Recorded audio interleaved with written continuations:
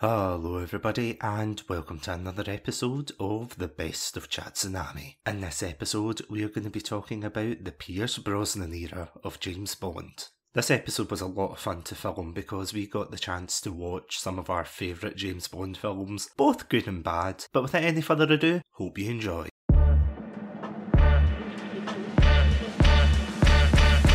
Welcome to Satsunami.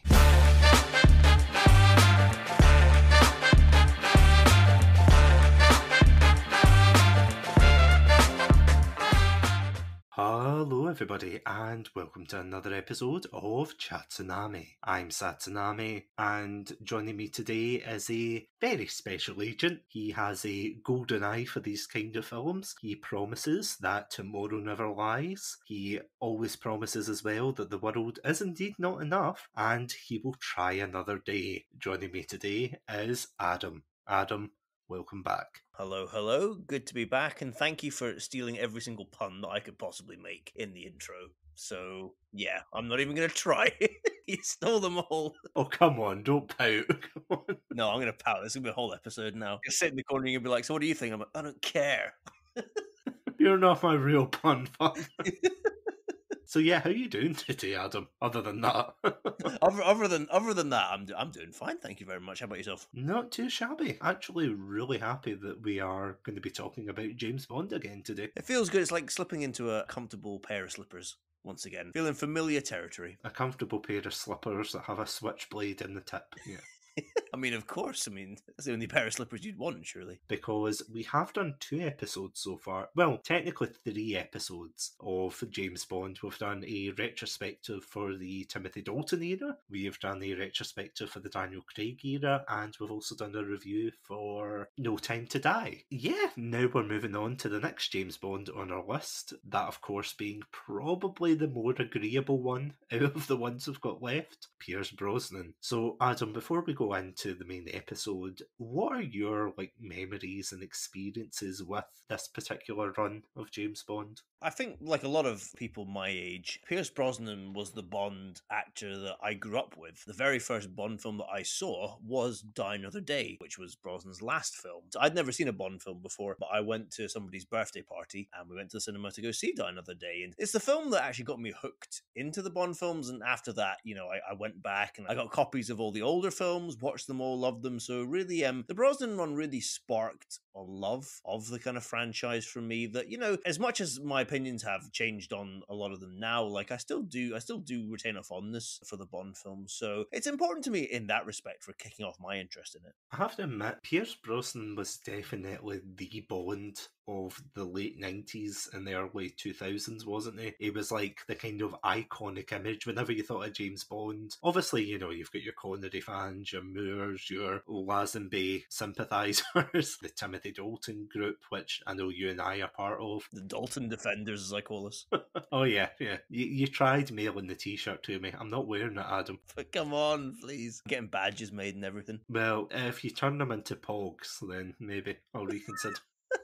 Of course. Why didn't I think of that? And speaking of dated references, yeah, I actually remember the Pierce Brosnan films coming on TV quite a lot during probably the mid-2000s, where, you had your Goldeneye coming on, your Tomorrow Never Dies, your, as I said, World's Not Enough, and the less said about it, the better, Die Another Day, which came out in 2002, I want to say, and that was kind of the unfortunate swan song to Pierce Brosnan's run as James Bond before he moved on to the darker times of playing a central role in Mamma Mia. Unfortunately, Mamma Mia is not going to be featured in this episode, so if that's what you tuned in to hear tonight, I'm sorry. I'm really sorry you had to find out this way. I feel Mamma Mia is more of an official James Bond film than whatever the last one, that unofficial one that Connery did, the remake of Thunderball. What, Never Say Never? That's the one, and name was escaping me there from another. I feel Mamma Mia is a better film, and B, more keeping of the canon of Bond. You know, you're not wrong. Really. One day we will review that, but yeah, until then, we're going to have to reel ourselves back into the past, which makes me feel like an old man thinking, my God, we grew up in this time. Because it's like with the Dalton series, and I mean, obviously we grew up with the Daniel Craig ones as well, but with like the Dalton series, the Roger Moore, the Sean Connery, the Lazenby, yeah, we weren't really around for obvious reasons, but this was kind of the start of, is it right to say, like our formative experience with the franchise? Well, I think so. I mean, certainly for myself anyway, because I was 9 or 10. I can't quite remember exactly when Die Another Day was released, what month it was, but I was 9 or 10, at that time. So right in those formative years where you're building, your interests in different things. And of course, there were the games, which, say in all honesty, I know there's technically games before GoldenEye, but I don't actually remember there being any particular games that were as popular. Yeah, like you're right. There technically were games before, but honestly, we might as well say there weren't really before GoldenEye for all the impact that they made. I mean, unless there is there's some out there that I'm just not giving them their fair due, but I don't think any of them had the impact that GoldenEye did. Because that was certainly a trailblazer at the time. It paved the way for all these different FPS shooters. Like, I mean, look at Time Splitters 2. That had pretty much the same gameplay style, didn't it? Yeah, exactly. Time Splitters was like a clone of that. Perfect Dark. Lots of those shooters of the late 90s to early kind of 2000s were clones of GoldenEye, so it was really, really important in that respect. And that kind of just solidified it, didn't it? And really just a general discussion of the franchise, because you also had, I think The World Is Not Enough had a game. Tomorrow Never Dies definitely had one for the PlayStation. Yeah, they both did. They both had. Tomorrow Never Dies was a weird sort of like third-person shooter game that I don't think was very well received, and The World Is Not Enough went back to the first-person formula, but I think it wasn't on the rails, or maybe it was, because I think it was released on like Nintendo 64 and PlayStation, and I think maybe the PlayStation version was like on the rails, almost like a kind of like House of the Dead type thing, which was slightly better received. And then obviously Die Another Day never had a game until 10 years later when it was included in the quote-unquote tribute to the franchise that was 007 Legends. Your favourite game? Oh, my favourite game. I'm sure maybe at some point down the line we will discuss 007 Legends, but I don't want to poison this episode with my vitriol for that game. Between that and watching Terminator Salvation, that's just a perfect evening for you. Oh, exactly. Yeah, my favourite game and my favourite film is publicly stated by my dear friend, the person who only has my best interests at heart, Satsunami. He said with clenched teeth. Anyway, before I get shanked by my co-host here. Good thing we're not in the same room. Exactly. did I tell you that before we begin? I actually put a tweet out the other day where someone was asking, oh, what's a fun fact about your podcast? And I was like, I have never filmed like a podcast, or rather, I've never recorded a podcast in the same room as any of my co-hosts. That's kind of crazy to think, isn't it? It'll make it extra special when that eventually happens. I mean, it's like nearly 100 episodes later. Like, we're not too far off. I think we're about 6 or 7 episodes off that. After this one's released anyway. Maybe even less, but yeah, it's crazy to think that we still haven't done one, like, together. Although we did meet up to watch Starship Troopers, but the less said about that encounter, the better. That soured the life. The in-person experience. I think that's why we haven't seen each other since. I had to walk away. It's because I care about you, Adam. I had to walk away. The only way to ensure that you get the right pizza. That's true. You and I both. And yeah, before we jump in, Adam, have you got your surferboard and your parachute and your sunglasses and your Madonna references ready? Yeah, they're all stored in my invisible car on board my big drill submarine ship. Would you believe, minus that last one, those were references to the same one film? I know. I spoiled it by taking another film. I should have kept going with my VR headset, which is not an uncomfortable block on your face, but rather a nifty pair of sunglasses. Hold on. We are going to take just a quick break. I'm going to get the diamonds out of my face, and yeah. I'll get out my belly button. Oh, no!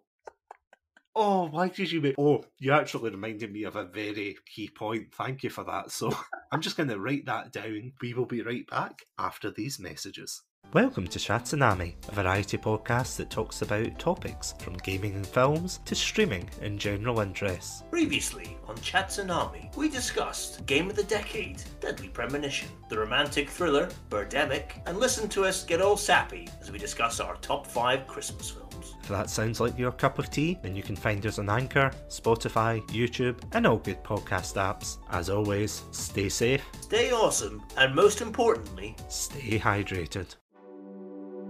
We are Beer and Chill Podcast. Podcast where we review TV shows, games, movies, and whatever else takes our fancy. So what are you waiting for? If you're a cool kid like us, you're gonna listen to the Beer and Chill Podcast.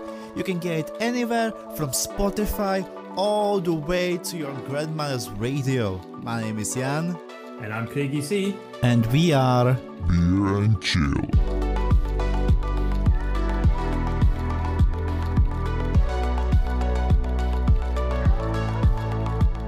So, will we start at the very beginning and dive into what solidified Pierce Brosnan as the quintessential James Bond? let's do it. Let's start at the height. In 1995, coming off his fame from Remington Steele, Pierce Brosnan slipped into the role of James Bond. And is it right to say, Adam, that he was actually considered earlier? Yes, so he was originally considered to be the replacement for Roger Moore in the late 80s after A View to a Kill and Roger Moore decided to step away. Pierce Brosnan was lined up to take the role, but unfortunately for him, just as he was about to be announced as James Bond, that TV series that you mentioned, Remington Steele, which he'd sort of made his fame on, was renewed for another season, so he was contractually obliged to do that. So basically they had to scrap those plans, and Timothy Dalton was given the role of Bond. But after a kind of disappointing box office performance of License to Kill, and a kind of very mixed critical and audience reception to that film, 6-7 years of limbo,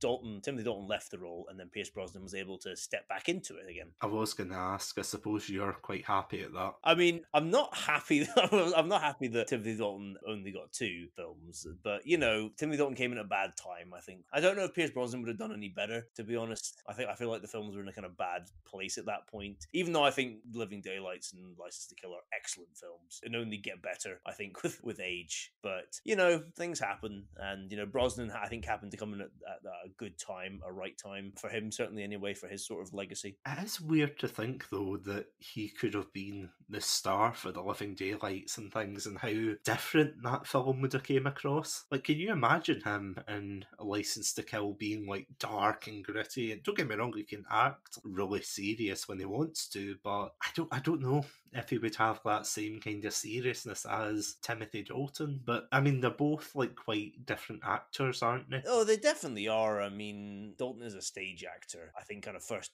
and foremost, that's where he's cut his bones. I don't think Brosnan, you know, I think Brosnan's always been a sort of, I'm saying that, I think he's always been like a television film actor. He may well have done stagecraft as well. But I don't know, they are very different. You're completely right in saying that. And I don't know, for me personally, I just don't think Brosnan could have done what Dalton did. Whether the films would have adapted to reflect that, and they might have been very different films, perhaps good in their own way, they certainly would not have been what they were with Dalton at the helm. Just because, again, as you say, they are quite different actors. But personally, I prefer Dalton to Brosnan. But that's not to like put down Brosnan in any way. To him, he's a fine actor. That's just kind of personal preference. But yeah, I don't know. Do you think there would have been like a kind of noticeable difference? I think mainly because if you look at his portrayal in Goldeneye, and I don't know if it's just because it was like a reaction to how serious the last 2 films were. Because if you think about it, the last 2 films were towards the end of the Cold War era. So, you know, the Soviet Union was collapsing, it was during the late 80s and everything. There was still that era of spies at their height, if that makes sense. Whereas when it transitioned into the late 90s, you know, the Soviet Union had collapsed and Goldeneye followed on from like the aftermath from the transition for the Soviet Union into just Russia as it is today, but I don't know if he would have brought a more serious tone to it, because obviously that's what they wanted. And again, if you think about it, the James Bond films are very reactionary. Like, would you agree with that? They're very reactionary to the kind of times. They definitely are reactionary as well, but they also seem to have this, certainly with maybe some of the more recent ones, and particularly of the kind of Brosnan era, they almost seem to have this desire not to offend though as well, if that makes sense. So as much as, for instance, let's take like The Living Daylights, or Goldeneye or something, as much as like the Soviet Union or like Russia are the bad guys, in that film, there's also, they go to great pains to show like, oh, it's not actually like this country or this government, it's like rogue elements within. And that kind of seems to be in a recurrent theme for, I'd say, a lot of the Bond films. Like, I'm struggling to think of one that has like out and out, it's like, or the Soviet Union, for instance, is the bad guy. There always seems to be some kind of caveat to it. But you're right in saying that they are reactionary as well. It is sort of a lot of the enemy of the time, enemy of the moment, whoever that is, in kind of Western perception, does often seem to at least be linked to, the bad guys of a particular Bond film. But it is just weird wondering whether or not Brosnan would have brought a more serious, like, obviously his character is really up to the writers and the directors and things like that. I think he would have a kind of, like, he would be able to put his spin on him, but I don't know how much that would carry through, of him being cheeky and everything when, for example, in The Living Daylights, when they're blowing up the base in Afghanistan and something, like, he could be riding away saying something like, oh, things are getting spicy, and you're like, well, no, that's just not going to fit, because even, I have to admit, even towards the end of Timothy Dalton's run, there were a couple of, like, awkward moments where he would, like, say a pun, and you would be like, oh, it just doesn't fit. Like, the forklift scene from License to Kill, where he says, he got the point, or something, and it sounds as if it's, like, dubbed over. Yeah. I would argue, I don't know where you feel this, I think the best of the Dalton one-liners were, like, the really, like, maniacal, sadistic ones. When in License to Kill, where they've got, like, the corrupt agent, and he's, like, hanging over the shark pit, and then, like he's got the money, and he's like, oh, I'll half the money with you, and Dalton's Bond is like, it's your money, you earned it, and just, like, throws the briefcase at him. Like, that for me was the best of when Dalton was doing those one-liners. If there was humor, it was, like, the blackest of black humor. It was more like just sadistic threats rather than quippy, like, oh, pip pip, whatever, like, you're a cunning linguist, not that kind of, like, one-liner that was very much a staple of certainly the Moore era, and also kind of the Brosnan era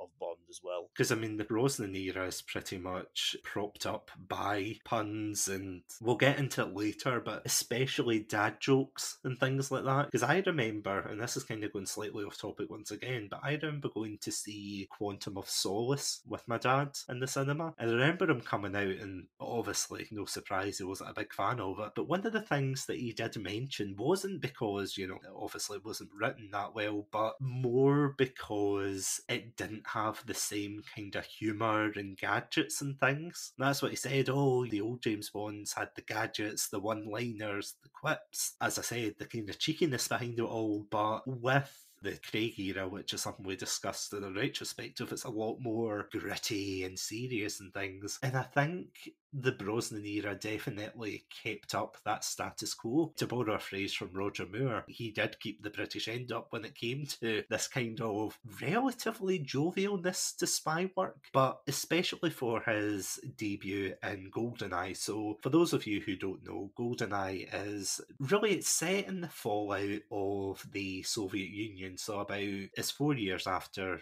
the fall of the Soviet Union, and Bond ends up going on a mission. Prior to that, he goes on a mission with one of his colleagues, played by Sean Bean. You know where this is going. Sean Bean unfortunately gets killed in action at the beginning of the mission, so he ends up escaping, getting put on temporary leave, and then he realises there's a conspiracy from a splinter group within the Russian Federation who want to cause trouble and hijack a satellite called Goldeneye. There's also a woman that chokes men with her thighs. I feel as if that's the summariest of summaries I can get out of that. Is there anything I missed? No, the only thing you missed was, I'm invincible! But apart from that, you got everything else. I love Boris. I think and he's just so He's so good. it's so fun. I think that's the great thing about Goldeneye. Everybody is a lot of fun to watch. I'll come to it in a second, but the majority of characters have like such a personality to them. You know, you've got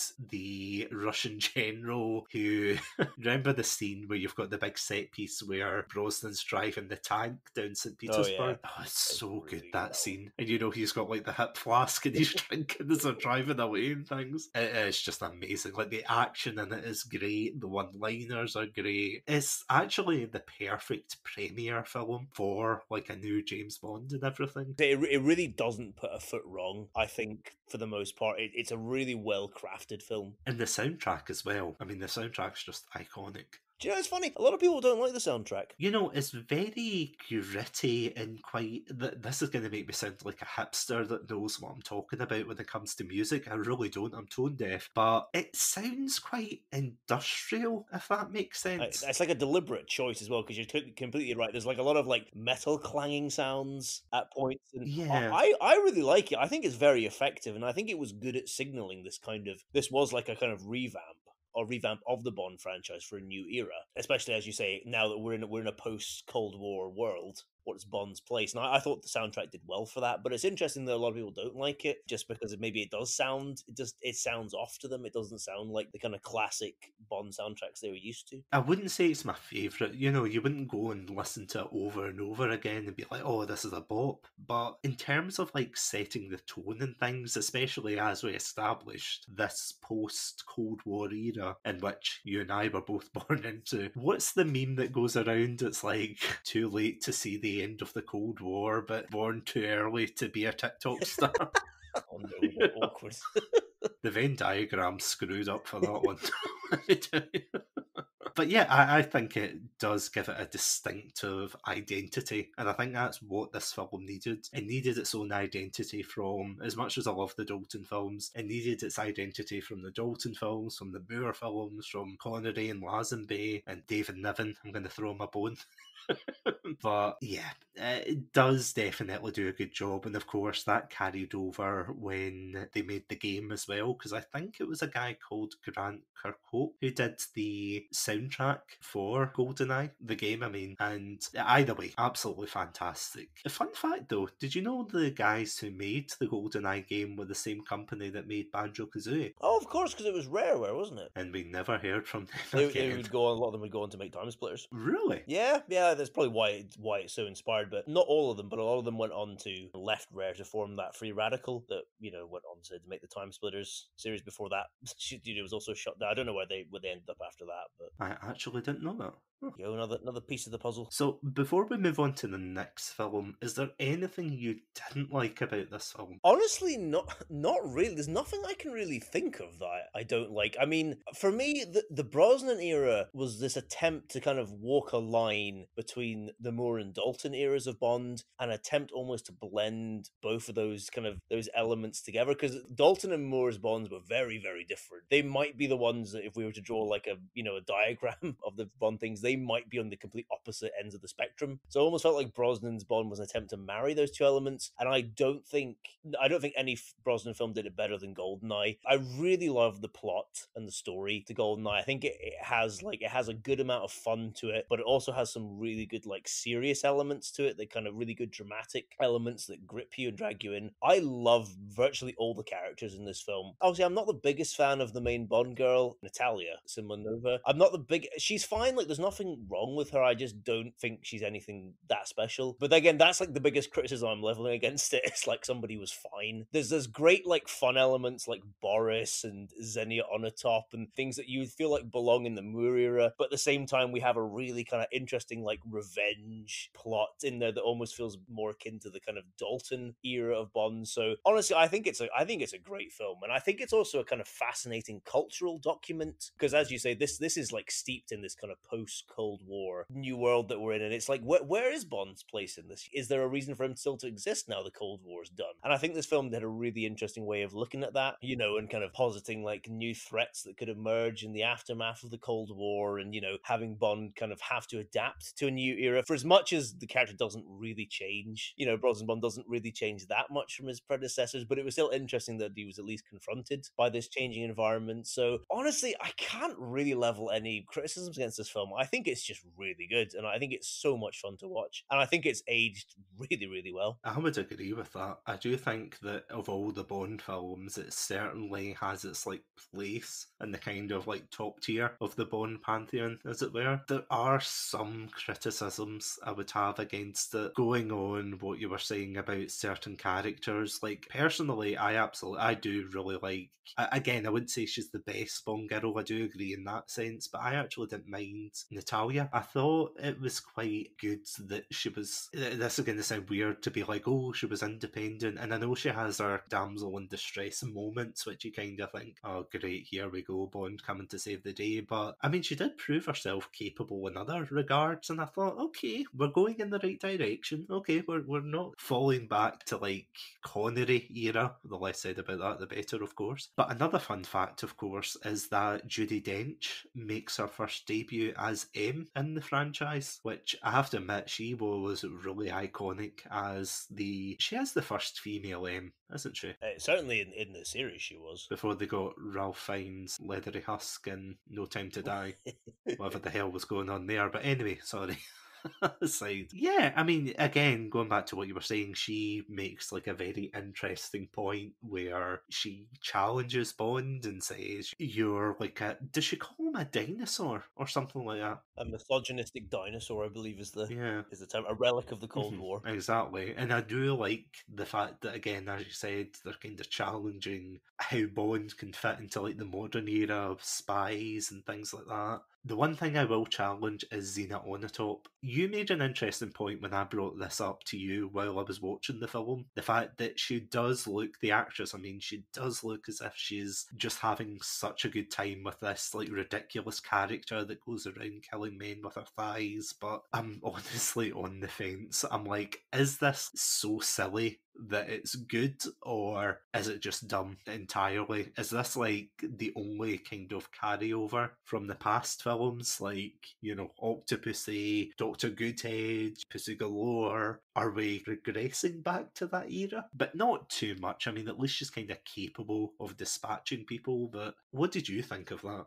Do you know what? I think conceptually your criticisms are fair, and I do think if you just looked at this character on paper, you're like, yeah, I'm not sure about this. I think it all comes down to the acting, and Famke Janssen is the actor who plays this. She's also quite famous for having played Jean Grey in the original X-Men trilogy of films. I think she just does a fantastic job, and it was rewatching it recently that I just came to absolutely adore this character, and she looks like she's just having the most fun. She just throws herself into this role with aplomb, and just everything she does. There's a scene where, obviously the scenes where she's like crushing men with her thighs are probably the most memorable ones, but there's also a scene where she has like a kind of, I want to say like half sexual encounter, half fight with Bond in a sauna, which I think is great. But there's one scene as well in the kind of first half of the film where she arrives with one of the main other baddies, General Uramov. They arrive at the kind of Goldeneye satellite station, and she just begins to like shoot everybody in the place, and she has this just like orgasmic like look on her face as she's doing it, and I just think it's brilliant. I honestly, there's a reason this character is so well remembered, and it's just because it's all because of Famke Janssen. Like, full credit to her. And I just, to me, just watching this, I just think she's such a memorable, such a fun character. Honestly, she might be one of my favorite characters of the whole Bond series. I think it's just incredible. I think it's just the perfect way to take something that conceptually is so stupid and seems like really dumb, and just to make such like a brilliant, from my perspective, such a brilliant character with it. I'm just in awe. That's the thing, though. Even if you have criticisms about this film, at least they're all memorable. Like, all the characters are memorable, the set pieces are memorable. We've got Robbie Coltrane, of course, as, I think it's only one of 2 appearances as Valentine. What's his second name again? Zukovsky, I think. Yeah, that guy. You know who? Yeah, Russian Robbie. Okay, that's what he's called now. That should have been his name. Why was that not his name? MGM, if you want to call us. You know where we are. If you want to do a George Lucas style re-edit of Goldeneye.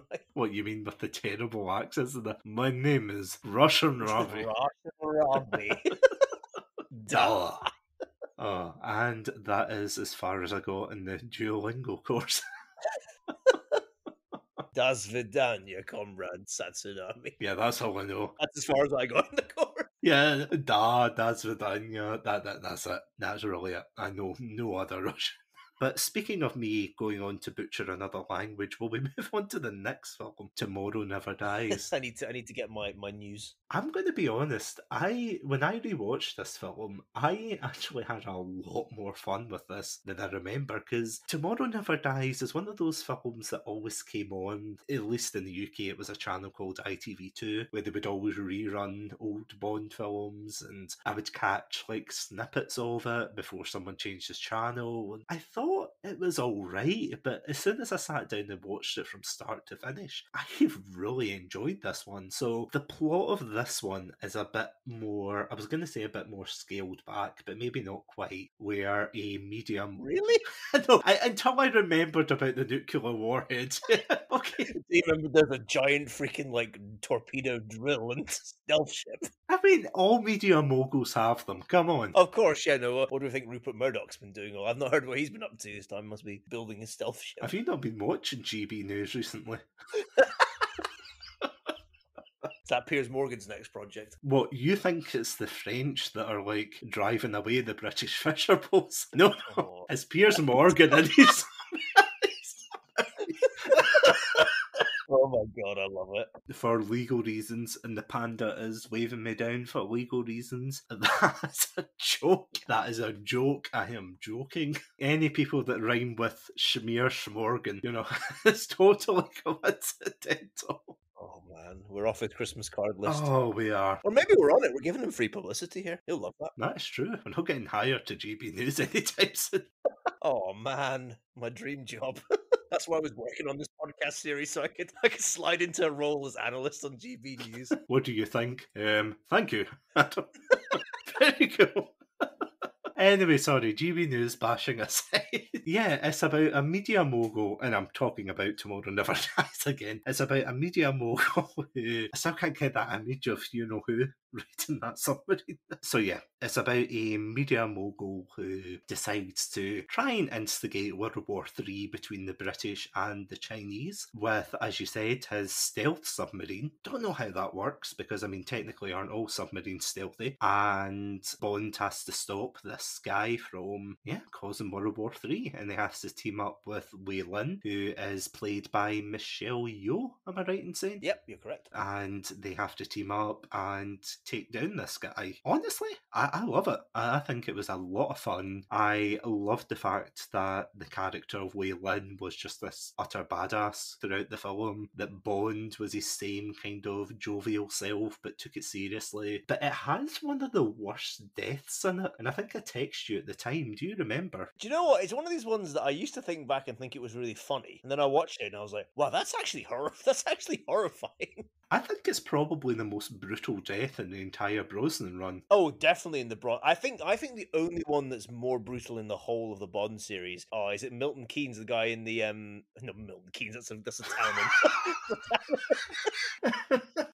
When the town of Milton Keynes had all their heads blown up. But do you know who's the guy? Do you know the guy I mean in License to Kill, who gets put in the air pressurizer and his head gets exploded? Do you know, I was just thinking that exact scene. I thought that is the only other scene. Because that traumatized me as a child when I watched License to Kill when I was far too young. That's the only one that I think is probably more brutal than the death in Tomorrow Never Dies. Oh yeah, and for anyone who doesn't know what we're talking about, basically there's like a huge, it's like a saw/drill thing, and he just grabs him and he just shoves the main villain, who, can I just say, the main villain is like this very sleazy, weedy media mogul type person. He's not a fighter, he's not a brawler, he's just an average Joe going against a commander in the Secret Service, and Bond just grabs him and shoves him into this thing. Because the only other time we've seen like a death like that, as far as I remember, unless there's maybe one in the Connery era, is in License to Kill, when, remember, the drug dealer dealer falls into it, but it gets obscured by all the mist. Oh, yeah, old Benicio del Toro is ground up. But we don't see that. We just see the pink smoke that comes up from like the drugs that are getting put in there, and that was kind of cleverly done. But this is just brutal. The only thing I would say about this film, though, is the villains, other than obviously the media mogul, the villains aren't that memorable. We've got the German guy. We've got the I forgot about the doctor. We have ways of making you talk. Yeah, very good. Yeah, very good. I'll talk more about I hate that character. So remember how we were saying that's how far we in Goldeneye, that's how far we got in the Duolingo course for Russian? Yeah, that's how far we got for the German course.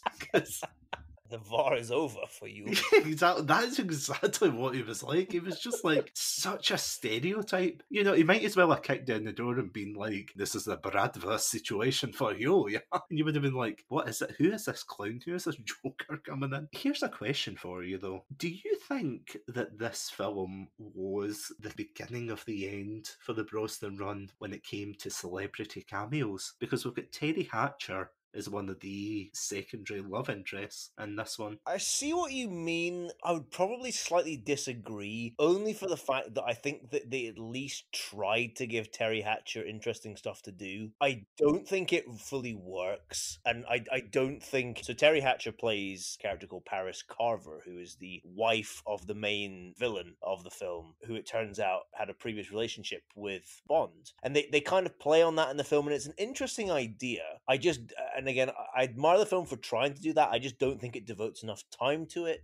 And then basically Harris ends up dying at about the halfway point. She's killed, and they try to make it an emotional moment, but it doesn't quite work because I just don't think enough time has been devoted to it. And also then we have German stereotype doctor in the room being like, "I am a professional," you know, doing all this, it just completely undercutting any kind of emotion they're trying to get in the scene. But I kind of admire that at least they tried to give Terry Hatcher something interesting to do, while later on I think it really did fall into the kind of like, hey, look, here's some celebrities, let's just throw them at the dartboard and hope something works. But I can see what you mean in that you can probably trace, you know, from Tomorrow Never Dies to the later incidents in the Brosnan run. Is there anything else you would levy against this film? Going back to the idea of the Brosnan run falling between the Moore and the Dalton eras, where I think that Goldeneye walked the line perfectly, I think that Tomorrow Never Dies strays a bit too far into the kind of Moore goofiness. And I think for as much, and I actually agree with you when you said how much fun you actually had rewatching this film. This is a film that used to make me kind of roll my eyes when I thought about it, because I was like, oh, it's so stupid, it's so silly. And I still think it is, but I actually had fun watching it again. I think it is a good watch, if nothing else. I don't think it's anywhere near the quality of Goldeneye, and I wouldn't rate it as one of my favorite Bond films, but I do think you can have fun watching it. I think it strays a bit too far into the kind of goofiness. One thing that I think is funny about the film is that I think the main villain and the whole kind of premise, his basic role, as you said, is he's trying to stir up a war, so he can be like the person to cover it on the scene, and also as well he can get like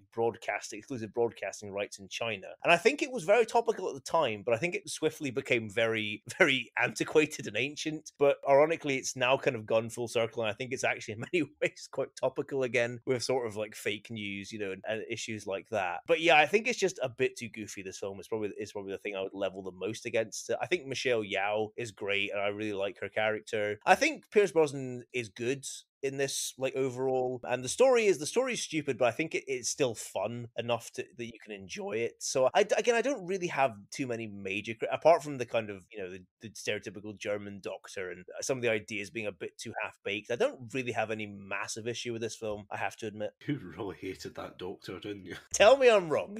Give me one reason why that character is not objectionable. Because it's in tomorrow's paper, yeah. Oh, well, there you go. 10 out of 10. That was a weird one. Why they gave him a VHS? Do you think he was watching that in loop while he waited for Bond, or?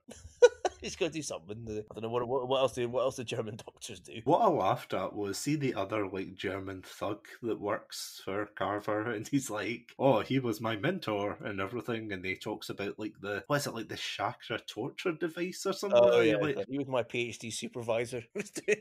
My dissertation on these chakra torture things. Like, what is this film? I do agree with you though. Before we move on to the next one, I do totally agree with you. Goldeneye, although obviously we established about some things like, Boris and Xena on the top and things. It does balance that line between the comical and the seriousness. For this, as you said, it has come full circle nowadays, and it does definitely feel more realistic in some regards, but the scales are definitely balancing into the goofy stages. And do you know what's ironic? I'm quite curious to hear what you think about this, but do you not think that the longer a James Bond actor's in the role, the more goofier the films become? So like, look at Daniel Craig, his first couple were very serious and gritty and things, and don't get me wrong, they technically still are, but towards the end with like Spectre and No Time to Die, they just became the stereotypical Bonds that we're used to, with all the gadgets, the one-liners, that kind of thing. You're completely right. I think Connery suffered the most from this. If you look at Connery's like first three films, Dr. No and From Russia with Love are very, very grounded. Well, for the most part, are very kind of grounded films. Goldfinger goes a little bit more into that kind of goofy territory, but I still think it works. But then, like, past that, those last three films, culminating in Diamonds Are Forever, are just like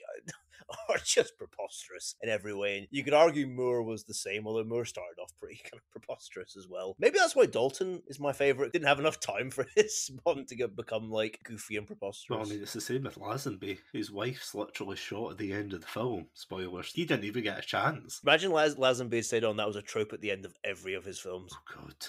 He got married and another one got killed in like just increasingly elaborate ways. And on that note, I'm moving on before I get myself depressed.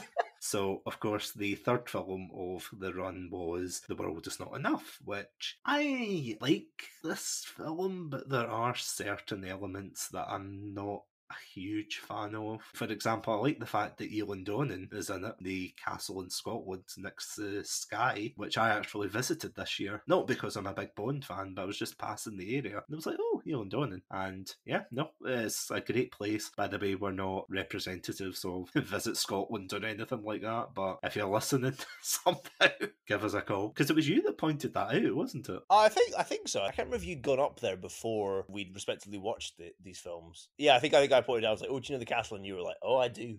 I've just been there. So in The World Is Not Enough, it takes a more serious kind of approach, but not quite. I think it suffers from the same problems as Tomorrow Never Dies. Like, it's trying to tell a serious story of revenge and heartbreak and things like that, but at the same time you've just got really, really goofy villains and side characters. Whereas we had like Michelle Yeoh, as we said, as Wei Lin in Tomorrow Never Dies, and she was like this such a cool kick-ass Chinese secret agent, and then I think she was supposed to come back for The World Is Not Enough, but they got Denise Richards instead. Now, I could be wrong in that, but I'm sure there's a rumour for that she was meant to come back or have a spin-off. What an upgrade. I know. Michelle Yeoh to Denise Richards. What we could have had versus what we got. This is the thing again, like, I know I complained about Xena on the Top going into those Pussy Galore tier names, but my god, Christmas Jones, I don't get it. I genuinely don't get the joke. Adam, what's the joke? The joke is they came up with the line, I thought Christmas only came once every year, and they worked back from that. That is exactly it. You're not wrong. It's as if they came up with that joke and they're like, okay, how do we write a character around this name? And you're like, how do we tortuously fit this into this film? It is awful. No offence to Denise Richards, I'm sure she's a lovely person in real life, but her character was just... Like, I think a lot of people, levy the criticism against the, like, oh, look, she's an attractive woman in a smart person role and things like that. Like, I don't think that's the issue. I just think the issue is the writers had no idea what to do with her character. She's just kind of there. She floats about like a bad smell almost. But sorry, before I go on and dissect it, yeah, the plot of The World Is Not Enough is Bond trying to find the killer of is it like the daughter of a millionaire, billionaire, trillionaire, quadrillionaire, Swiss banker? Yeah. It's something like that. We don't think we're really ever quite clear what some fat cat imperialist basically is murdered in MI6 headquarters, and Bond is then tasked to like protect his daughter from this international terror group headed by Robert Carlyle's Renard, who's like tangled with this family previously as they're building this kind of new oil pipeline. Can I just say, I love Robert Carlyle. I think he's a fantastic actor. He's done some amazing films films, but that character is so stupid. It's so dumb. The whole premise of Renard is the fact that he was shot in the head, but the bullet didn't go all the way through, so it slowly is burrowing into his brain until it kills him, but it means that his nerves are shot, so he can't feel any pain. So it's like he holds like a hot coal, and he's like, I feel nothing. And you're like, well, you feel nothing, but why have you got no marks on your hand? You're not Wolverine. You've not got healing abilities. But that's the thing, the bullet is apparently making him stronger, right? That's the thing that makes no sense. It's like, okay, fine, I can maybe believe that, right, you know, he's losing, his nerves are like all dying out, but is the fact that he apparently is becoming stronger? I'm like, what pseudoscience is this? Do you think they were writing this in Neil and Donan and they were like, okay, guys, I think we've written ourselves into a corner here? It's like, what? In the story, they're like, no, literally, we have no idea. This is what happens when you write a story backwards from one pun. You know what? I'm wondering if they took this from like DeviantArt or something like a fan fiction, and they were like, okay, how do we write a franchise around this one character? Going back to Christmas Jones, which I hate the name, I genuinely do. You know why I hate it, but what do you think the problem is with her character, Adam? Because honestly, as I said before, I don't think it's the fact that everybody said at the time, oh, Denise Richards is like this attractive woman who is coming into this role pretending she's smart. You know, like attractive people can obviously be smart too. I think it's more the issue of that she didn't really have a significant role. Like with Natalia in Goldeneye, she was the like one of the analysts for the Goldeneye project, so she was able to stop Boris from taking over. With Wei Lin, she was able to kick the arse of like Carver and things when she needed to. With Denise Richards' character, like what do you think went wrong there? I think if we look at Goldeneye and Tomorrow Never Dies, and we take there's in both those films there's two main female roles in each, and for Goldeneye and Tomorrow Never Dies, both of like the female characters get significant story beats and arcs, and both get like a fair amount of attention put on them. Like Paris Carver obviously has that previous relationship with James Bond, and then Wei Lin built up to be a very kind of badass character, you know, and gets a lot of cool action scenes to do. So they're different, but they both get, you know, a fair amount of attention thrown their way. And the same with Goldeneye with Natalia and Xenia. However, when it comes to World Is Not Enough, the writers were clearly fully focused on building up one of the main female roles, that being Elektra King, to the detriment of Christmas Jones, who feels like just an afterthought. And I think that is you were completely right when you said, I mean, no offense to Denise Richards, I don't think she's the greatest actor ever, but, you know, even if she was, she's working with such like limited and bland writing that I don't know quite what she could have done, to be honest with it. Like the character is just underbaked because the writers were far more focused and far more interested clearly in the character of Elektra King, which, you know, I think that character has its positives and its negatives as well, but, you know, the focus on her just completely, like, killed any kind of interesting role for Christmas Jones, I think. Because she comes in at, like, the last half of the film, doesn't she? Or am I remembering that wrong? No, like, I think it's after halfway through the film. You're right, there's a large chunk of the film where she's not in there at all, which is unique, I think, for, like, most of the Bond girls, you know, they will appear, both of them will have appeared early on in the film. Perhaps one gets more development later on, but they will have at least shown their faces will be on screen. Like, I don't think it's till after halfway that Christmas Jones appears. Because think about something like, and I know I always go on every time we do a Bond episode about how great Eva Green is in Casino Royale, but think about her character though, where Bond goes out, sorry, that sounds so juvenile. They kiss behind the bike shed. Makes a date with Eva Green. They sneak off in the Netflix and chill. Was Netflix even a thing? That would have been old Netflix, wouldn't it, where you had to order the DVDs? Netflix, order DVD and get it the next day and then you chill. That would make a boring film. Anyway, sorry, I'm getting sidetracked. Yeah, with that, Bond builds this like really lovely chemistry and relationship with Vesper Lynn, and spoilers again, she ends up betraying him, but for not the reasons he believes initially. And it's like a heartbreaking thing at the end. And again, I don't want all the Bond films to be like doom and gloom and things, because come on, it isn't No Time to Die, but it's just that it's quite sad because he genuinely, you know, he lets his guard down, he really loves this woman, and then he gets really hurt, so he becomes this horrid recluse and everything. But again, going back to something I said earlier, I think it's maybe a reflection of the times that they wanted a more upbeat Bond compared to Timothy Dalton, although he ends up falling for Electra King and having to shoot her. And there's this like really sad, or meant to be sad scene, you know, after he escapes and Russian Robbie gets killed. I think this is the second and last appearance of his character. I'm actually wondering, is this the first time that the Bond films took continuity as seriously, except for Roger Moore and For Your Eyes Only, where he dumps Blofeld into the big chimney because he killed his wife? But is this the first time they kind of kept like a continuity with characters within their own? I mean, you're forgetting greatest character of all time, Sheriff Bell Pepper? No, J.W. Pepper. Live and Let Die. Not Bell Pepper. I think that's his name, but the one who appears in both. But I mean, the film series, you know, always had a kind of loose chronology where, you know, they all were technically the same character, and that, like, as you mentioned, the death of Bond's wife is referenced a couple of times. Like, it's referenced in License to Kill as well, and I think apparently it's referenced in this film as well. I think there's like allusions to it in World Is Not Enough. So there was always kind of a loose chronology, and obviously, like Bernard Lee, who played the original M, is in quite a few of the Bond films, and Desmond Llewellyn as Q was in the majority of them. But I think, Sheriff Pepper aside, this was the first time that they had a more strict, as you say, kind of continuity, like within an actor's run of Bond films. It does seem like that, though, doesn't it? Yeah, I mean, it's always been kind of loose. The continuity's always kind of been a bit like kind of loosey-goosey, but as you say, there was an attempt to build a kind of more stricter one with some parts of this Brosnan run. It kind of works for the most part, except for Christmas Jones, for Electra King and everything. But going back to Electra King, they could have really built something like quite sad and serious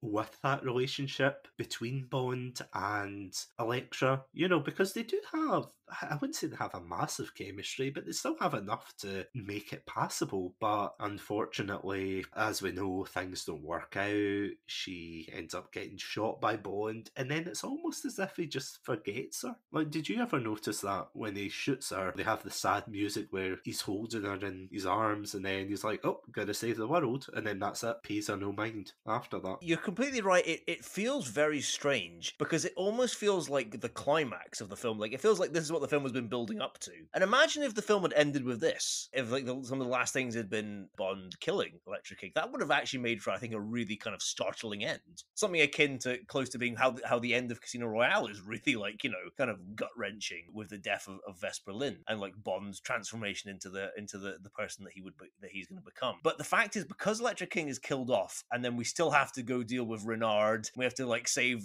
the world in Istanbul and, you know, prevent this nuclear submarine going off. It really just robs any chance of a true emotional payoff. And as well, I'm going to level some criticism here at Pierce Brosnan. This is where I don't think he quite, for me personally anyway, I don't think he quite has the acting chops for this. As you said, it just feels kind of like, oh, that's a pity. And then it's like, right, off we go. Like, I think somebody like Timothy Dalton could have done this a lot better. I think would have really given it like I think Daniel Craig could have done it better as well, given it like put real emotion into it. I don't know. I don't know whether he's not up to it or whether like it was the writing or the direction. Maybe his heart wasn't in this film. I don't know, whatever the circumstances are, but it just doesn't feel like he can quite carry the weight of that scene. And then with its awkward placement in the film as well, it just robs it really of any kind of emotional resonance. And speaking of like emotional resonance, there's like two particular characters we haven't addressed in this one. That, of course, being Q, played by Desmond Llewellyn, I hope I'm saying that right, and his introduction to his predecessor, jokingly called R, played by John Cleese. I don't like John Cleese in that role, but I will get more into that for Die Another Day. For this in particular, though, this is Q's last appearance in the series because unfortunately the actor got into a car crash in real life and unfortunately passed away. I know they didn't mean it as his like final scene ever, but it's kind of spooky that was his final scene and quite poignant when he turned round to Bond and he says, got two things to share share with you. One, never let them see you bleed, and he said, and what's the second thing? And he turned around and says something like, always have an escape plan. And he presses a button and he like descends into the ground. Now, if you were just watching that without knowing he had died after this film, you think, oh, it's a comical scene, haha, very funny. It's like, that meme of Mr. Incredible that's been going around recently? Have you seen that? Oh, yeah. Where it's like people who know and people who don't know. So it's like people who don't know, they've got like the smiley face and they're like, oh, haha, very funny. And then it's the other side where it's like the serious face. It's like people who know. But what did you think of that scene? I actually think it's very poignant. I think it's actually very well done. I think it's actually a perfect little send-off and a little tribute to the actor who has been with the franchise since the very beginning. And I think he was in every single film up to that point. So I think it was a really nice kind of end, a really nice close for him. And I think it's something the film did really well. R, on the other hand, didn't like him.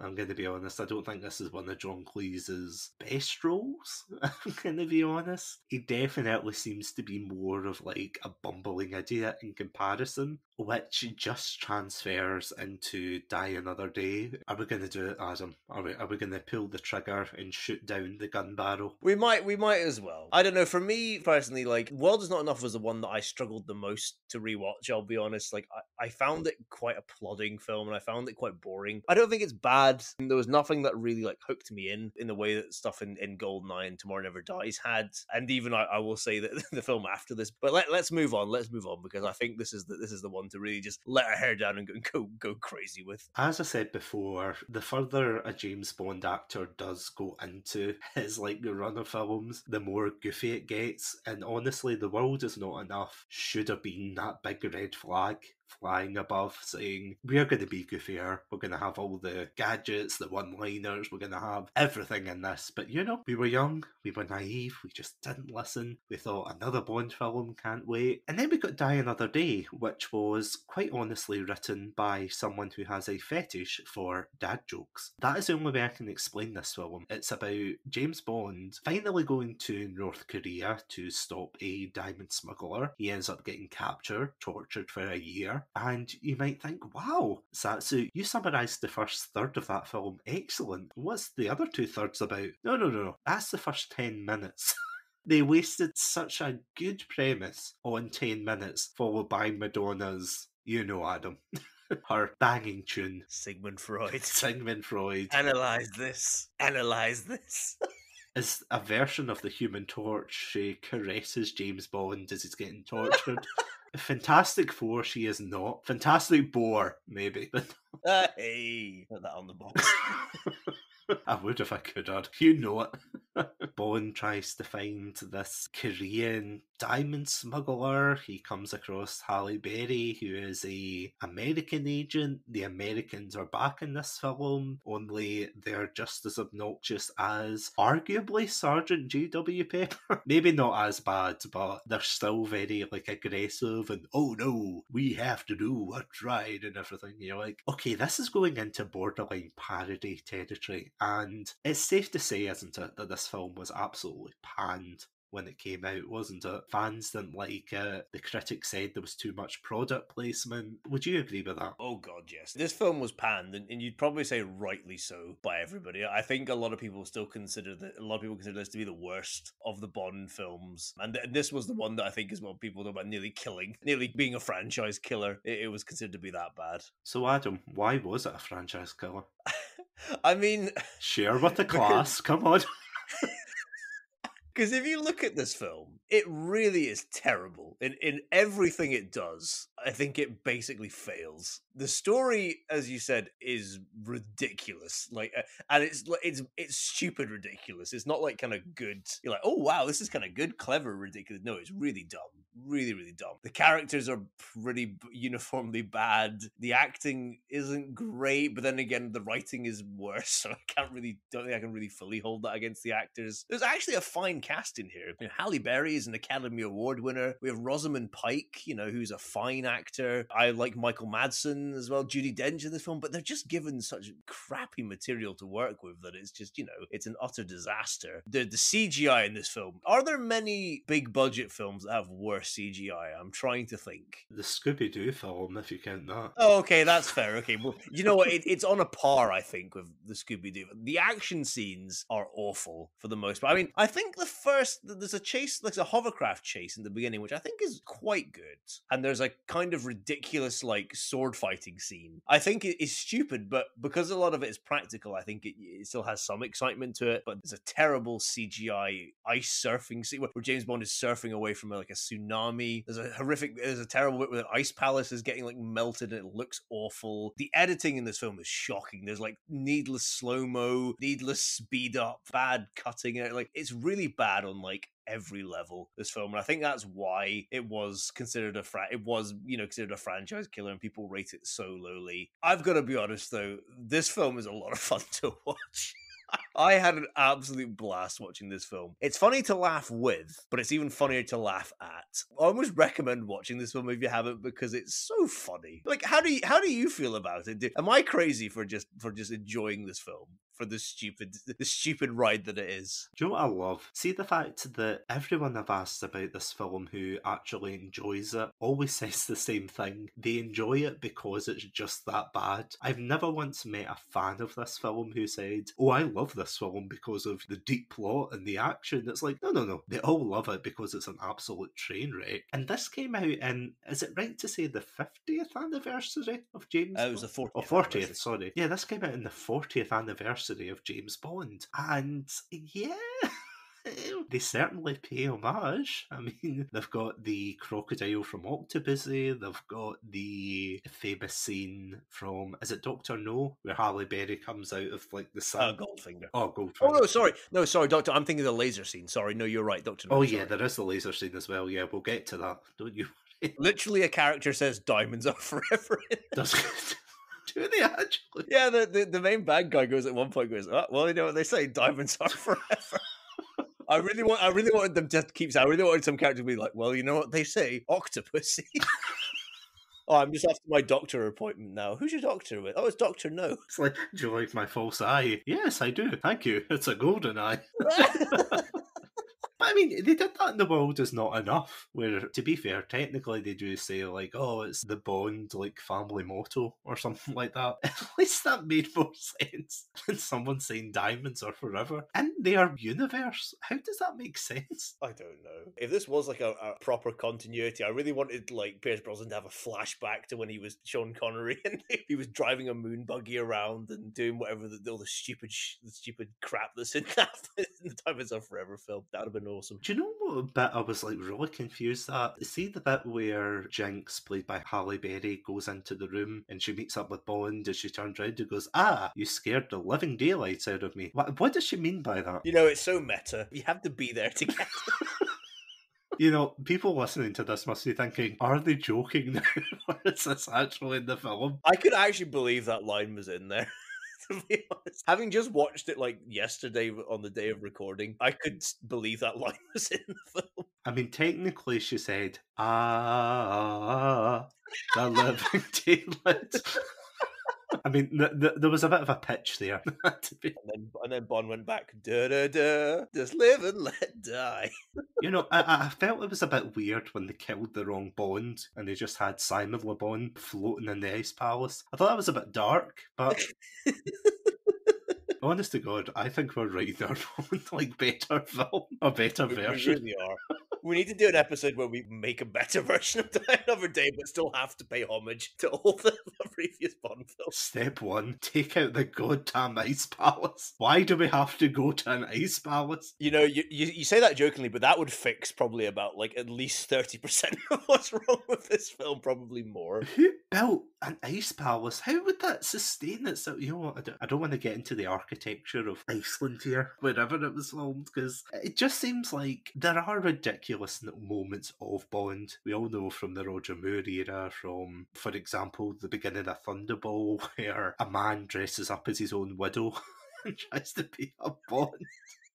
And then Bond escapes in a jetpack and fires like goo at them from his car. One of the best like openings, by the way. I don't see how you can top that. But that's the thing though, you get stupid moments like that, but this is just littered with them. You know, there's no like moment where they take themselves seriously, even though they try to take themselves seriously. And I don't know how true this is. I think it was confirmed in an interview, but I could be wrong. But I heard that Pierce Brosnan actually wanted to do a more serious Bond if he got like another film, or like especially after he escapes from North Korea and you know he wants to be this very tragic and serious figure. There's a lot of parallels between that and Skyfall though, in the sense that both agents, like both Brosnan and Craig, do not give a shit once they're back in the job. They're just like, oh, okay, you abandoned us. Okay, right, bye. I'm away to shoot the bad guy. Bye. You know, it's like, really? Are we not going to come back to this? Or no, you're just going to go to Cuba to, was it the Isla de los Organos or something like that? The Island of Organs, as I translate it, probably terribly. Although I did appreciate the CGI Halle Berry that dives off like a goddamn cliff. And I'm like, that doesn't seem responsible. I appreciate the creepy doctor who's like, oh, I enjoy working on you, and then she just shoots him in the face. Can I step in and just say how much I hate the jokes in this film? I wish I could argue. I was like, quickly, Adam, think of a classic line from Die Another Day. I'm like, oh, I can't even think of one. What, you mean like the moment where they go up to the balcony and he goes, wow, this truly is a view to kill for. I did like the line in The Fencing where he's like, oh, I know how to keep my tip up. Right, okay, I'm gonna go for the throat here. So anyone who's like very sensitive to like this humour in the film, please cover your ears. But this is the worst pun Bond I think I've ever seen in my life. Rewatching it just made it all the worse. I don't even know where to begin. Bond always has a quip, okay? And as I said in License to Kill, when he finds the guy who gets impaled by the forklift, and he would say something like, oh, he didn't get the point, or something. He got the point, that was it. Oh, he got the point. And I always felt as if that line was a bit out of place. It's like they just put it in there because, you know, it's James Bond, he has to have like a quippy line and everything. But imagine that one condensed moment stretched into an entire film. And that's exactly what this film is. It's just all these terrible, terrible puns. And usually I love that kind of humour. I love the dad jokes and things. But as I said before, whoever wrote this had some kind of fetish for them. Because, you know, it's things like when he grabs the bell, when he gets saved, he's like, oh, saved by the bell. There's nobody around except the audience. He literally might as well just look into the camera, wink, and then chug down a Pepsi before he gets arrested by the North Koreans. Who was that line for? There's also the one, as you said, where he has like a flirting match with Madonna. I genuinely think that was written into Madonna's contract. Like, she refused to do the theme song unless they had like a flirting scene where she's like, okay, Brosnan, you have to flirt with Madonna. He's like, really? Can I just say, I love your logic that they heard the producers heard the Madonna track and they're like, my God, we just have to have this in our film. Quickly agree to all her demands.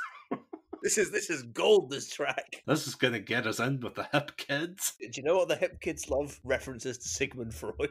Analyse this. Analyse this. What was the other line? Oh yeah, analyse this. Truly the voice of our generation. She doesn't even fence. Can I just say? She's meant to be a fencing instructor and she just like stands on the sidelines after flirting with Bond in like an uncomfortable 5 minutes. I know it's only 2 minutes, but it feels like 5 minutes, okay? It feels a lot longer. Is it just me or does she have a different outfit compared to the other people? Or am I misremembering that? It does look like she raided Xenia on a Topps wardrobe, I'll be honest. She has like the leather suit. Am I remembering that correctly? Has my brain just been warped by this film? No. She's got like a leather corset on. Yeah, and she's like, oh, look at me, I'm fencing. And it's like, that's not standard gear. Hey, you're not a fencer. Do you think like the local fencing clubs have that issue quite often? I mean, I imagine they must be swamped with it. Yeah, like they have to like chase Madonna out with a broom. Like, get out of here, you all know. Come on, get. I imagine that like every 2 days or so, some people get like into a heated fencing match and just pull out the broadswords and start slashing at each other up and down. I mean, to be fair, that is a great fight scene. It's great. And can I say how much I love that literally in like, I think in like virtually every other Bond film, Bond will meet the villain and they'll verbally spar.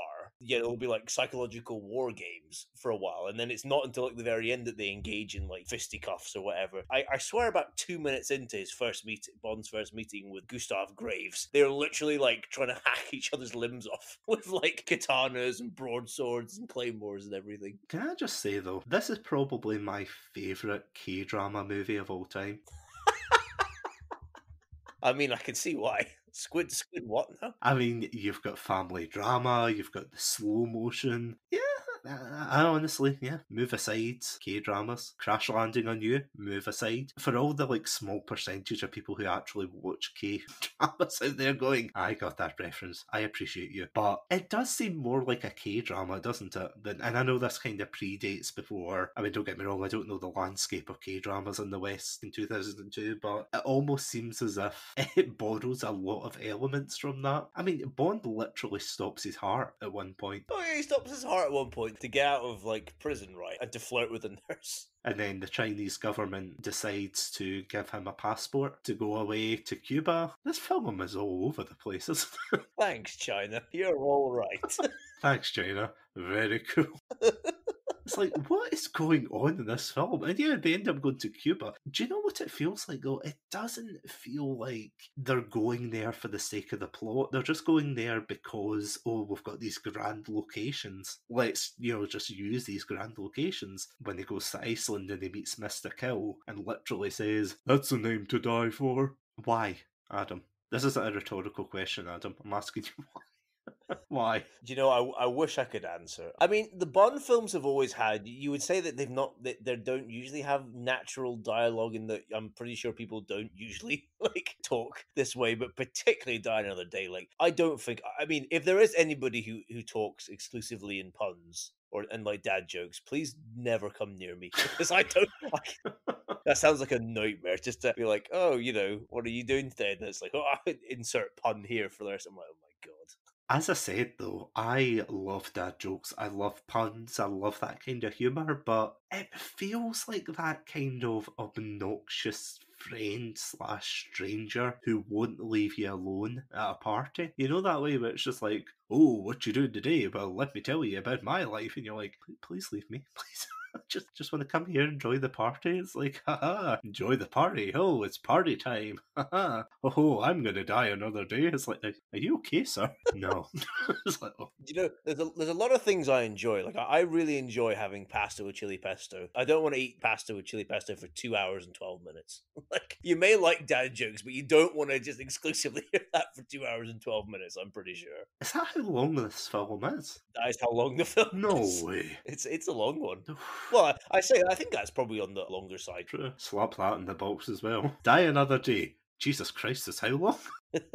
Between the race switching and, as you said, the awful editing. Again, we've got another love betrayal, which is something I actually didn't notice until just there, but like, we already had like a love interest who betrays Bond and the world is not enough. Why did they do it 2 in a row? When something's that good, you need to instantly do it again. I mean, technically they did it 3 times in a row with Casino Royale, but like, Jesus. Oh, that's true. They finally perfected it. Like, right, third time lucky, here we go. What is wrong with this franchise? Also, can we just discuss how Rosamund, and again, spoilers here, but Rosamund Pike's character betrays the British government because she wanted to win a fencing tournament. No, so I suppose it was the Olympics, but I did just love that. He's like, right, I'll let you win the gold medal by default. It's like, yes, I will betray my country now and become loyal servant of North Korea. It's like, yes, stand aside 006 from Goldeneye, because his family were betrayed and executed by the Soviet Union. Oh, no. That is a poor excuse. Tomorrow Never Dies. He only wants the rights to broadcast in China and he'll kill anyone. No, that's terrible motivation. And then, fencing tournament, thumbs up. And then we get Jinx, who, of course, is... I don't like her. I'm going to be honest. And no offence to Halle Berry, but I just find her character just there. Again, I think it's more of a writing issue, probably. I agree. Again, I don't think it's Halle Berry's fault. I think you're completely right. I think it's just a poorly written character who's given virtually nothing to do other than, like, stab Rosamund Pike with the art of war. Oh, yeah. I put a diamond in her belly button. I actually wrote a note from the intro that just says blood diamonds. Can I just say I was actually physically disgusted by that scene? I don't mean the act of putting a diamond in your belly button. I don't care about that. I mean the fact that they make a big thing about these being conflict diamonds, you know, taken away and people dying over them. And Halle Berry is rolling around in them, being like, oh, do we have to give them back? I'm like, you sick, you know what? You're completely right. It's the most disgustingly, like, materialistic thing I can think of. Do you know what it would be like? See if, like, in Casino Royale, if he took, like, all the chips and then he slept with Vesper on top of them and that's how the film ended. It's like, come on, James, come back to bed and cash in. It just cuts to clips of, like, the wars in Africa with child soldiers and things, and it's like, because that's the thing you want to remember James Bond for. Sleeping in a bed of fucking blood diamonds. Thank you, MGM. Thank you. Very cool. That honestly turned my stomach. I was kind of like, really? More so than Christmas Jones. I'm going to be honest, more so than that. Honestly, what were your thoughts? See, rewatching this film and that slaps you in the face. Do you know what? It was funny. It was funny watching this film and seeing how much I've changed in 20 years. Because I do remember watching it as a 10-year-old and being like, oh, this is awesome, you know, and everything. And obviously not getting the conflict diamond implication, you know, and everything. And then watching it now and being like, oh, this is slightly uncomfortable. I'm not sure I like this. So yeah, like I think is maybe the only thing. And well, I suppose we could argue as well the fact that the film revolves around a Korean man changing himself to become white. I don't know. That's, you know, I think we're in slightly dodgy territory there as well. I think those are maybe the only two truly offensive bits in the film. Like I think the rest of it's offensive, but mostly because it's just so bad. But it's kind of funny. Out of curiosity, when did Mission Impossible 2 come out? Oh, I think it was the late 90s, so I think that came out just before this. Because I know there's like a kind of subplot in that where technically it's kind of stupid, it's more masks, but there was that whole, oh, people aren't who they say they are, and what was the other one? Oh yeah, Face Off. Of course. With Nicolas Cage and John Travolta, that classic.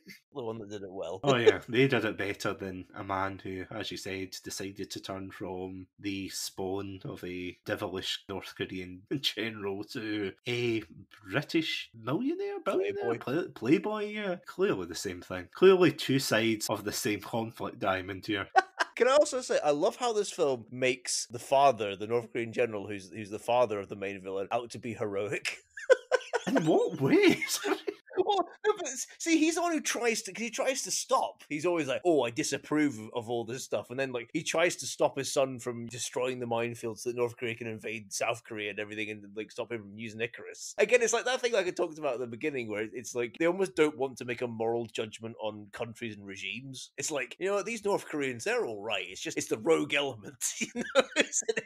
I just really I feel like if there's one country you could be like, let's just make a blanket statement, people would probably be like, okay, North Koreans are all bad. That kind of jives with our popular perception of that regime. But I do find it funny that there's this heroic North Korean character who's, and maybe we should celebrate that. Maybe that's something to be celebrated in its own way, in its own bizarre way. Speaking of glaring plot holes, and believe me, there's many a plot hole in this one, can I just talk about Project Icarus for a moment? Please do. Other than the fact it's utterly stupid, so Project Icarus, unlike Goldeneye, which is just like a satellite system that will blast like things to hell and back, which made sense, whereas this is like a giant tinfoil disc in the sky. With diamonds. With diamonds. It's a diamonds. I'm sure it's made of diamonds, right? Is that not why he's getting all these diamonds? For God's sake. Have I got that completely wrong? You know, I wouldn't be surprised. Can you imagine if it's like, oh yeah, Project Icarus, but we're going to call it Goldfinger? Well, you know what they say, diamonds are forever. Yes. And the man with a golden gun. Yes. And the spy who loved me. They could have called it Moonraker. They could have called the satellite Moonraker. That would have been perfect. Yeah. That is a missed opportunity. But anyway, so going back to Project Icarus, basically he turns around and he says how this super weapon, and I get that this is an excuse for him saying like, oh, it's going to end world hunger when, you know, it's meant to be a super weapon. This particular plot point got me so curious and confused that I decided to look up the countries on the internet, but I looked up the countries countries with the most world hunger, and then also looked up what the weather was like there. Long story short, I don't think adding more sun to said countries would actually help. If anything, I think it would exacerbate the issue. What fool at the UN turned round and said, "Oh yeah, do you know what these countries which are starving from droughts and famine need? More sun, because that's what we need." This is obviously something I never noticed when I was younger, but am I going crazy? That is like the most salient point that's been made. I mean, and you've made very many like well reasoned and well argued points tonight. That is the most like infallible bulletproof point. A second son. Oh my god. This is how these bureaucracies work. Everything just gets caught in committees and everything. And they're like, oh yeah, just approve it. A second son. That'll solve everything. What are they growing? If there's no water, what are they growing under the sun? Yeah, here we go. This is how he's gonna solve world hunger, right? Okay, I'm ready. People won't be concerned about being hungry if there's no water for them to drink. I mean, they wouldn't even be there. It like evaporates everything. If they're getting burnt alive by the power of two suns, they won't be concerned about world hunger. Do you think there's another setting on it though? Like other than like a dimmer switch? yeah, like what, like more powerful? Is there like a setting that says end world hunger and then on the other side it just says death rate? Yeah, there's end world hunger, there's blow up minefields, and then there's, as you say, there's destroy the planet, I presume. Of all the things, because obviously Goldeneye is a super weapon, and they said they decommissioned it and everything. Oh, spoilers, they hadn't, and this rogue element comes in and tries to scoop it up. In terms of the story, that's believable. Tomorrow Never Dies, the manipulation of information and playing both sides against one another, that's believable. The world is not enough. It's just stereotypical, oh, they stole a submarine and they're going to blow up. Oh, I can't remember what they were going to blow up. Istanbul. Really? Was that it? I mean, no offense to Istanbul, but like, really? Why were they blowing up Istanbul? Because he wanted everybody to be a part of his nuclear family. Oh, yeah, because of the pipeline. Yeah. I nearly forgot that. That's how well I remember that film. I was like, wait, why does he want to... yeah, even then, that's semi-believable. But to change your race, harness the power of the sun, and then become a British billionaire, and take fencing lessons from Madonna? I'm sorry, this is the most fan-fiction-y out of the four of them. And I know I use that as an insult quite a lot, but this is by far the most fan-fiction-y one out of all of them. Or am I just going crazy and I'm wrong to say that? No, you're completely right in everything that you've said. But still, please go watch this film. It's amazing for every single misstep that we've catalogued. And there's so many more that we've not even touched. There'll be stuff that I've forgotten. This film puts every foot wrong, and it's amazing for it. And on that note, and on Her Majesty's Secret Service, of course, how would you rate the Brosnan run overall? Just as we finish up, how would you rate it overall? I think it has one really standout film, and I think Goldeneye is an exceptional Bond. It's a great film all round. I think it's an exceptional Bond film. I think it's one of the best. Tomorrow Never Dies, I think, is good. It's not one of my favorites. I think it's good. I don't really like The World Is Not Enough. I find it quite boring. And Die Another Day is terrible, but amazing. It's in its own separate category by itself. But like, looking at it overall, I'm not really a fan, I have to admit, of Pierce Brosnan's run. I think, again, this is my personal opinion here. For me, it's a shame for Pierce Brosnan that he falls between my two favorite Bond actors, Timothy Dalton and Daniel Craig. So I don't know. It's just, when I look at his run of films, his body of work doesn't resonate with me. And I think as well, for me, my favorite of the Bond actors are the ones who like did kind of really memorable things with the role. So for instance, like Timothy Dalton brought this like just this absolute world weary, burnt out, spent man who hates what he does, but that's all he knows how to do. While Daniel Craig kind of brought this kind of blend of like toughness, but also like emotional frailty, which I really, really like. And even kind of looking back at, somebody like Sean Connery, I thought he brought this kind of raw masculinity for both good and for bad to the role, which I think made him stand out. For me, Pierce Brosnan just doesn't do anything that really stands out to me. He looks and acts suave, he's a handsome gentleman. He can be funny, he can do some emotions, but there's nothing there that when I look at it that I'm like, that's the one standout thing, that's the thing that I'm like, that's what Pierce Brosnan does that none of the other actors do. And that's just for me, like, I just rate him lowly because of that. I don't think he's bad in the role. He's just really kind of unmemorable for me. I just don't think he did anything special with it like some of the other actors did. So I like some of the films, and I think most of them are worth watching for different reasons, but I can't really rate it as one of my favorite runs, I have to admit. I personally think that in terms of like the image of Bond, Pierce Brosnan's probably like up there next to like Sean Connery and the likes. I don't know what it is. I think maybe it is because of his looks that they chose him. You know, he's just so iconic with the way he carries himself, with the way he delivers one-liners and puns, with the way he does his action and things. I think he does a great job in the role, at least at the beginning, but I feel as if maybe, I don't know, because as we said,